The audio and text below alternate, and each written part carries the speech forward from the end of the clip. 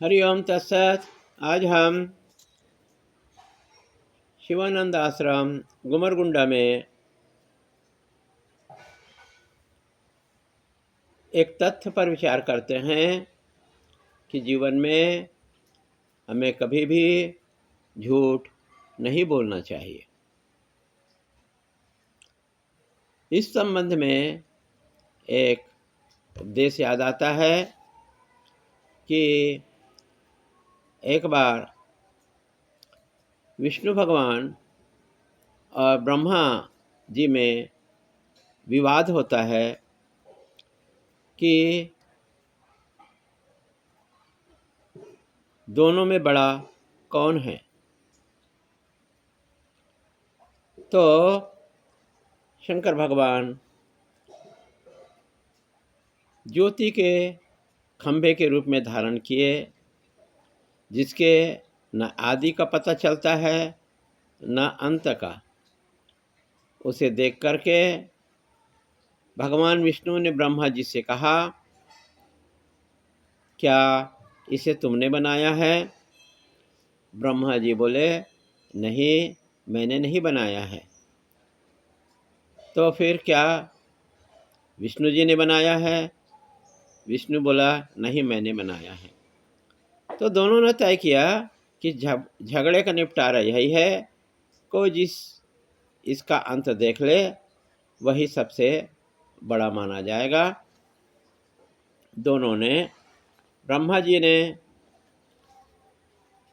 ऊपर की ओर जाकर और विष्णु जी ने नीचे की ओर जाकर के अंत का पता लगाने के लिए चले गए।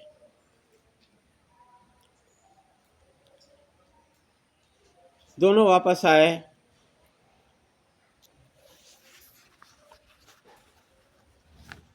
तो पूछे कि तुमने क्या अंत का पता लगा लिया है? ब्रह्मा जी ने झूठ ही कहा कि हाँ, मैंने पता लगा लिया है। तब उस ज्योतिर्लिंग से आवाज आई, अरे ब्रह्मा, तू लोकपाल होते हुए भी झूठ बोल रहा है, तो तेरी पूजा नहीं कहीं नहीं होगी। और विष्णु भगवान से कहा कि तुम मेरे जैसा ही पूज्य होगा। ये इस कारण से हुआ कि ब्रह्मा जी ने अपने सत्य को प्रमाणित करने के लिए गाय को और केतकी फूल को झूठ बोलने के लिए तैयार किए, जिसका परिणाम यह हुआ कि गाय को श्राप मिला कि यद्यपि तू पवित्र है, पर झूठ बोलने के कारण तुम्हें गंदगी या मल खानी पड़ेगी। और केतकी को श्राप मिला कि तुम मेरे ऊपर चढ़ाया जाता हो, लेकिन झूठ बोलने के कारण तुम्हें मैं बहिष्कार करता हूँ, तुम्हें कोई भी मेरे ऊपर में नहीं चढ़ाया जाएगा। एक झूठ का छोटा सा फल था।